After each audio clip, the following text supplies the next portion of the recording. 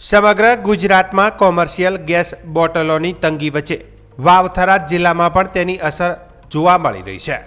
ગેસની અછતને કારણે નાની કીટલીથી માંડીને મોટી મોટી હોટલો સુધી ફરી માટીના ચૂલા સળગતા નજરે પડ્યા છે, જેના કારણે વર્ષો જૂનો સમય ફરી જીવંત થયો હોય તેવી સ્થિતિ સર્જાઈ છે।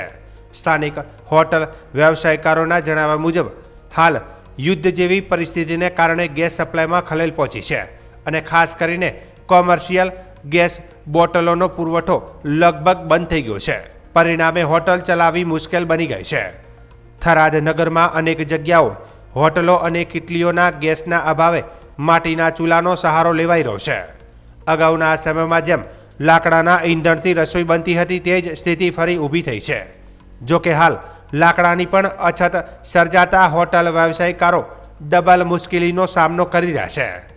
એક હોટલ માલિકે જણાવ્યું કે ગેસ મળતો નથી અને લાકડું પણ સરળતાથી મળતું નથી।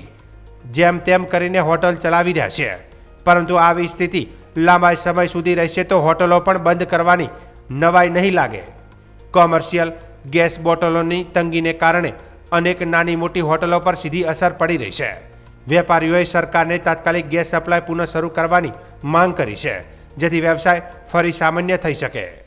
હાલ આ પરિસ્થિતિના કારણે હોટલ ઉદ્યોગમાં અનિશ્ચિતતા છવાઈ ગઈ છે અને હવે લોકો રાહ જોઈ રહ્યા છે કે ગેસનો પુરવઠો ક્યારે સામાન્ય બનશે અને હોટલો ફરીથી ધમધમતી થશે।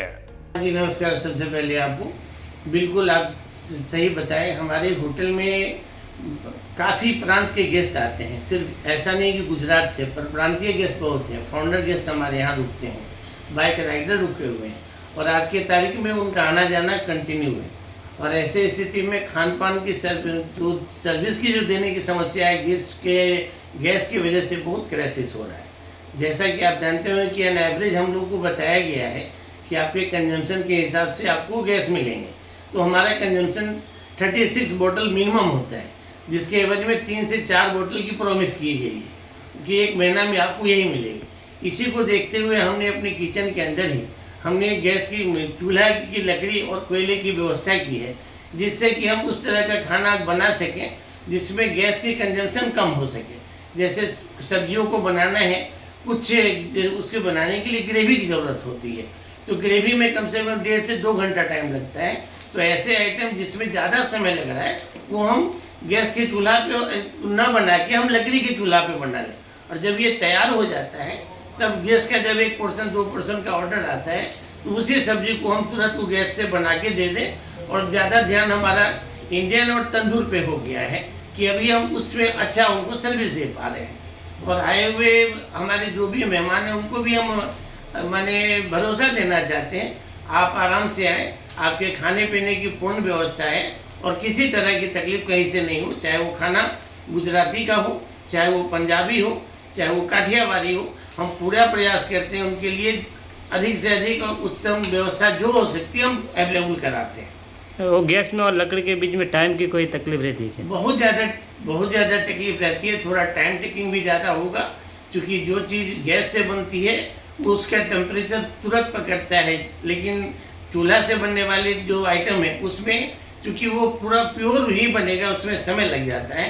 ऐसी परिस्थिति के लिए हमने आपसे बताया कि जैसे अगर सब्जी है तो सब्जी का बेस आधार ग्रेवी होता है, तो ग्रेवी को हम जो लकड़ी वाले चूल्हे पे बना के रेडी रखते हैं, जिससे ग्रेवी गर्म होती है।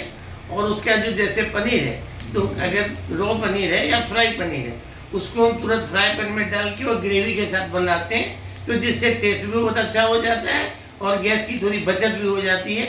हम ये भी उपाय कर रहे हैं। અત્યારે તો તકલીફ જો વાત કરો તો ખૂબ જ તકલીફ પડી રહી છે। ગેસ પણ યુદ્ધના કારણે આવતું નથી, બાટલા મળતા જ નથી અત્યારે।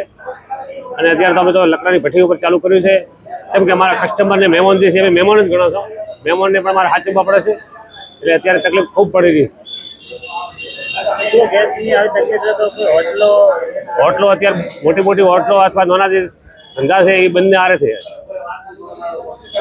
કોઈ લકડાની બીજી વ્યવસ્થા થાય એ બધે પકી વળે છે, પણ લકડાની અમુક વ્યવસ્થા નથી થતી અત્યારે।